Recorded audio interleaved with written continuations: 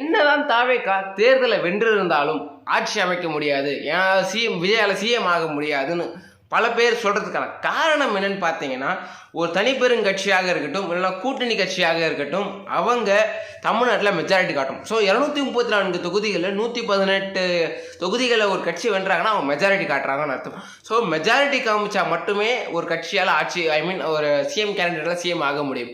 ஆனால் இப்போ தாவேகா தலைவரான விஜய் அவர்களுக்கு வந்து இப்போ 108 தொகுதிகளை மொத்தமாக வென்று இருக்காங்க. அவங்களுக்கு இன்னும் 10 இடங்கள் தேவைப்படுது. ஸோ இந்த 10 இடங்களுக்காக என்ன பண்ணுவாங்க, கூட்டணி அமைப்பாங்களா? ஸோ கூட்டணி அமைச்சாங்கன்னா அந்தந்த பார்ட்டியில் இருக்க மினிஸ்டர்ஸ் வந்து அவங்க டிமாண்ட்ஸை கேட்பாங்க. அவங்க டிமாண்ட்ஸை நம்ம கிளியர் பண்ணணும்.